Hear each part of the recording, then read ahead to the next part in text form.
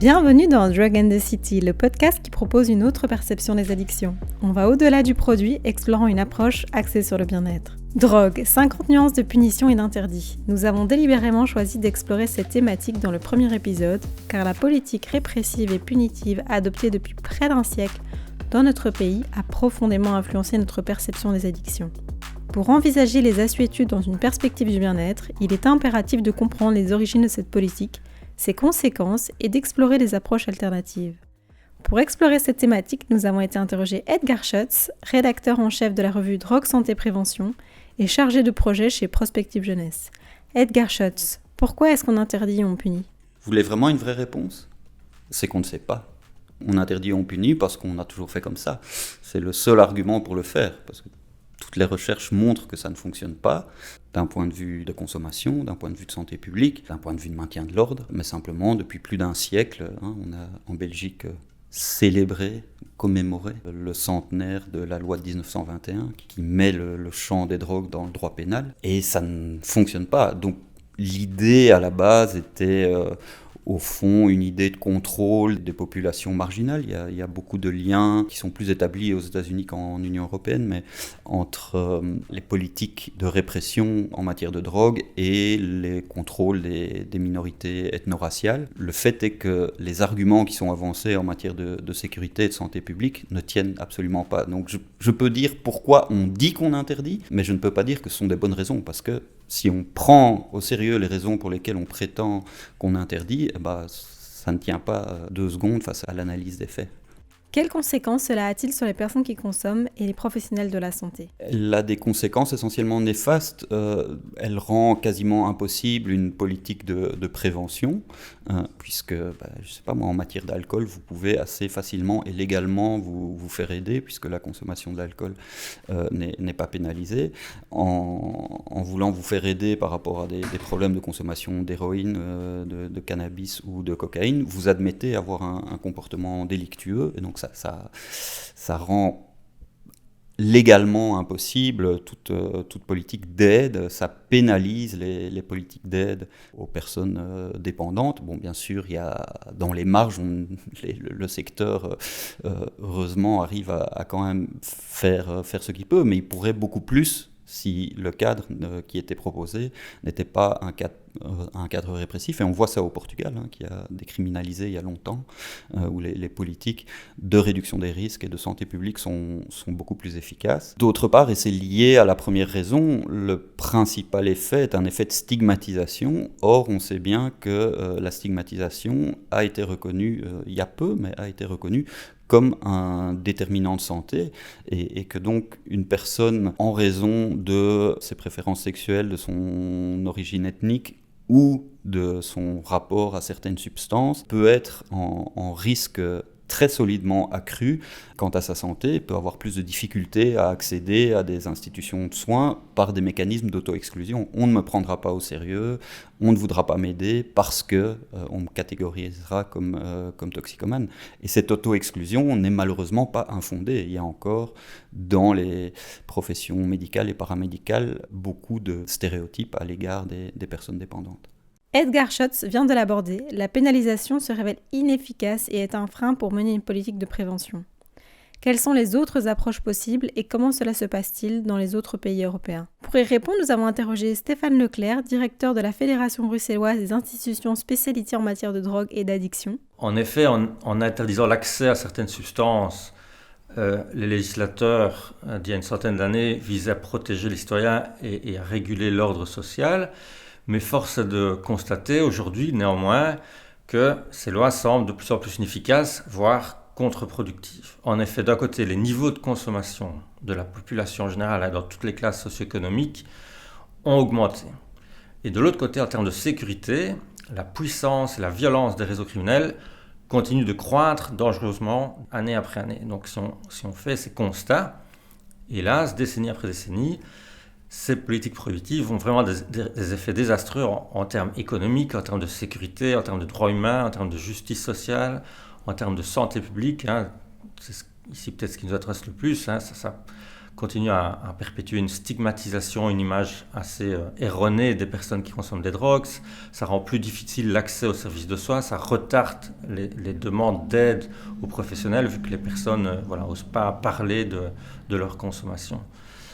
Il est également important de noter que ce n'est pas le degré de répression d'un pays ou la mise en place de stratégies de dissuasion qui viserait à effrayer les consommateurs, donc qui serait basé sur la peur, c'est pas ça forcément qui a un impact significatif sur les niveaux de consommation dans un pays. Il suffit de regarder ce qui se passe autour de nous, en France où les politiques sont particulièrement prohibitives. C'est pas pour ça que si on compare avec les Pays-Bas, ou par exemple avec ce qui s'est mis en place au Portugal, qui a là plus ou moins de consommation, en tout cas là en France il y a plus de consommation par exemple que dans d'autres pays. Donc on voit que c'est pas là où on va être le plus efficace pour travailler à essayer d'avoir une société qui arrive à gérer plus sereinement les consommations de substances et les conduites addictives en général. Alors au Portugal, il y a maintenant plus de 20 ans, ils ont vraiment décidé d'essayer une nouvelle forme de politique. Il y a eu d'un côté un gros investissement dans les services de santé, de soins, de prévention, un investissement financier important, et de l'autre côté, la décision de ne plus pénaliser la consommation de drogue, comme c'était le cas auparavant, et de proposer à la place aux personnes un parcours, pour celles qui en avaient besoin, un parcours de soins ou d'aide sociale. Et on voit aussi d'ailleurs que cette offre est utile en gros pour environ 10-20% des consommateurs qui se retrouvent devant ces commissions. Les autres, en fait, sont des consommateurs qui n'ont pas développé une addiction ou un problème de consommation. Et c'est quelque chose certainement qui pourrait nous inspirer en Belgique. Notre fédération d'ailleurs a proposé un modèle aussi visant à prioriser la santé par rapport aux poursuites pénales et en fait à sortir finalement du champ judiciaire cette thématique des consommations de drogue pour les consommateurs, donc pas pour les trafiquants, et afin de la diriger au plus vite vers les services de soins et de santé, pour ceux qui en ont besoin et pour les autres de faire de la prévention. Suite à cette intervention, nous comprenons que pour faire de la prévention et mener une approche axée sur le bien-être, il ne faut pas se focaliser sur le produit.